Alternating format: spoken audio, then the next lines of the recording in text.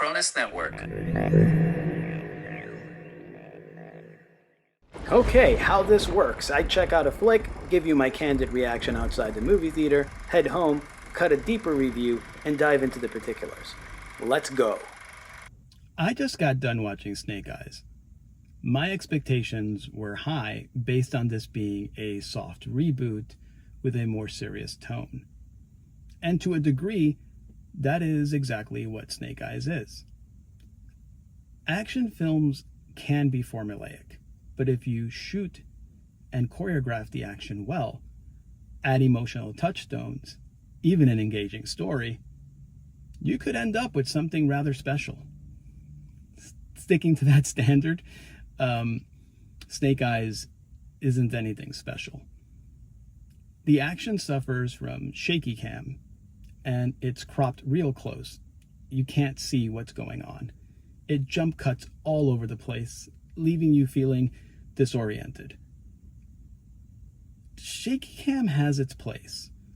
If your protagonist is going through an action sequence where there are a lot of explosions or they're taking a lot of hits, and you want to establish a connection between the audience and what they're experiencing, in other words, you want to jostle the audience and have them understand that the character is disoriented in that moment, then shaky cam should be a part of a director's cinematic repertoire.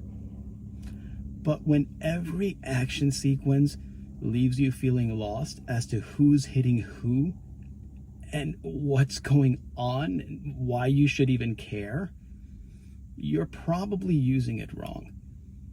I mean, there were times where I wondered, who's shooting this? Is it a monkey on way too much cocaine? The character interactions fall largely flat, and there are times when the actors do pull off some emotional resonance, but the film rushes through those scenes in order to get to the next action piece. And that would be okay if it were engaging action. It is not. I'm gonna slither home, cut a deeper review of this film. Let's get into the particulars of Snake Eyes.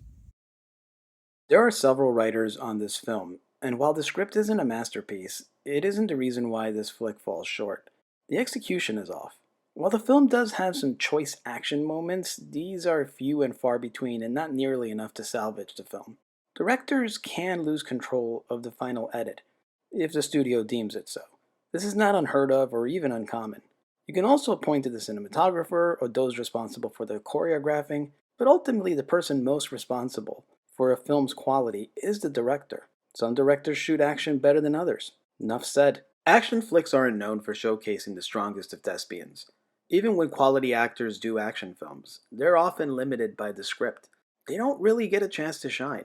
There are always exceptions to this, but Snake Eyes isn't one of these exceptions. The performances aren't abysmal, but they aren't anything special. Though you can tell some of the actors were really trying to give it their all. I was really looking forward to Samara Weaving, as she is rather lovable in most roles. She still manages to be charming, but she's barely in the flick, and has no emotional resonance. Her one emotional scene amounted to lazy exposition in order to tie up the film and more directly connect it to G.I. Joe. Her action sequences are as I've described, and it's hard to buy her as a super soldier. Yet, she has played tough, badass gals before, so I'm not saying she can't pull it off, she just didn't here. Ursula Cabrero as Baroness pulls off the sexy, dangerous vibe this character needs to have. But it's not the kind of dangerous that suggests this woman is a badass. She's basically there to represent Cobra's interests. She's dangerous in that she clearly cannot be trusted. She's able and willing to call down some chaos, but I don't buy that she's going to be the one kicking ass. The film hints at Scarlett being her thematic foil, but there's zero of this on screen. Chokahiro Hira as the big bad Kenta pushes hard to deliver as the film's primary antagonist, but his motivations are rather puzzling. When they are finally revealed, you are left wondering why this wasn't built upon throughout the film, or even why he had to go about it in the fashion in which he did. There were so many other ways he could have achieved his goals. Ultimately, what we have here is a mustache twirler of a villain. Haruka Abi as Akiko. This one is a mixed bag.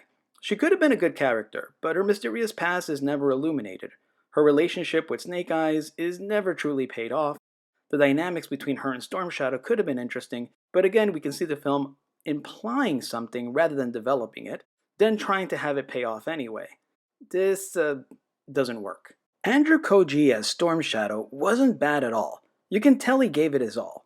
However, the flick doesn't develop the character relationships it wishes to capitalize on, so his interactions display emotions that aren't earned.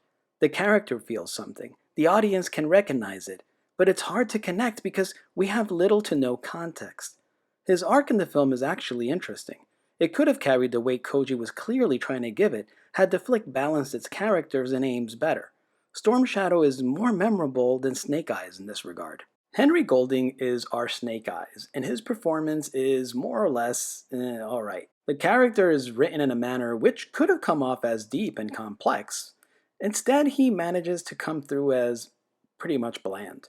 This isn't Golding's fault per se, though this performance isn't going to show up on his highlight reel. Snake Eyes as a character is a dick. He is not the hero of the story. He is by all means an anti-hero, who's presumably been put on a more righteous path by the end of the flick. This is a character arc that can be really compelling to watch. You should be rooting for him while hating his motivations, but here you hate his motivations and you want him to fail. Then you suddenly want him to succeed as his arc completes, but you are given zero reason to forgive him. He just decides to stop being a dick.